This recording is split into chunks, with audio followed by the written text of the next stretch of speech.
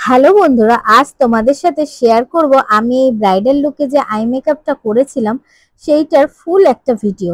ঝটপট করে দেখে ফেলো কেমন করে এই আই মেকআপটা করেছিলাম, আর তোমাদের এই লুকটা কেমন লেগেছিল অবশ্যই কিন্তু তোমরা এই ভিডিওতে একবার জানিয়ে যেও।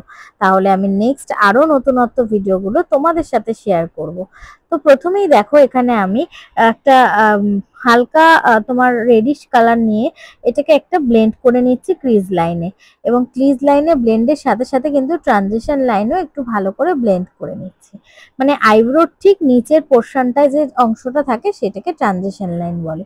তো সেইখানটা ব্লেন্ড করে নিলাম, এবং দেখো তারপরে আমি কিন্তু কনসিলার দিয়ে এখানে সি ভাবে কাট করে নিচ্ছি, মানে টাইপটা সি অথবা তোমরা বলতে পারো এটা ডি, এরকমও ভাবে কেটে নিলাম।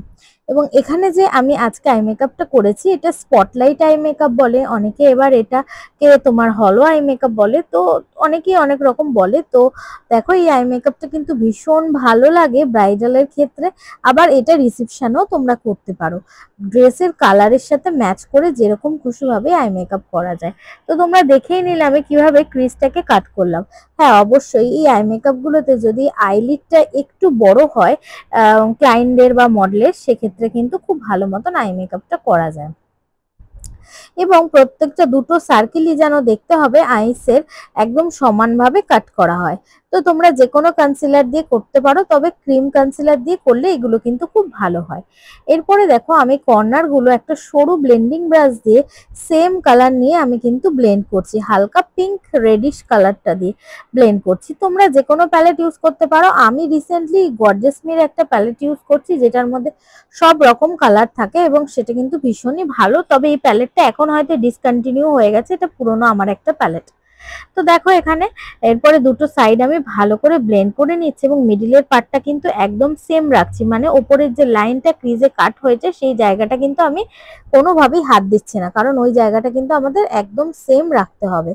এবারে দেখো দুটো পোর্শন ভালো মতো ব্লেন্ড হবার পর আমি কিন্তু ওই প্যালেট থেকে একটা ইয়েলো গোল্ডেন কালার দিয়ে জাস্ট ওই ক্রিজের মিডিল বরাবর কনসিলারের ওপর প্রেস করে বসিয়ে দিচ্ছি একটা সরু ফ্ল্যাট ব্রাশ দিয়ে।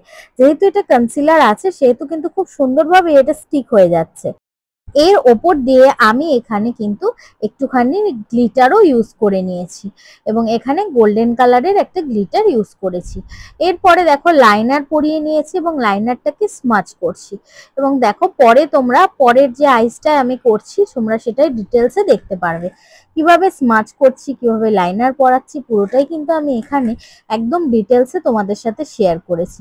তোমরা যারা চাইছো মেয়েদের স্পেশাল ডেতে এই ধরনের আই মেকআপ, এই ধরনের লুক চাইছো, তোমরা কিন্তু আমাকে বুকিং করে ফেলতে পারো। আমার ফোন নাম্বার 9073841141, 9073841141। যারা চাইছো তোমরা বুকিং করতে পারো, খুবই কম খরচের মধ্যে তোমাদের ব্রাইডাল মেকআপ কিন্তু আমি করে দেবো। এরপরে দেখো আমি আইজেটা ভালো মতন লাইনার করে ভালো মতন স্মাচ করে নিচ্ছি, এবং লোয়ার লিডটাও কিন্তু সেম ভাবেই কিন্তু আমি একটা হালকা রাস্ট কালার দিয়েও স্মাচ করছি।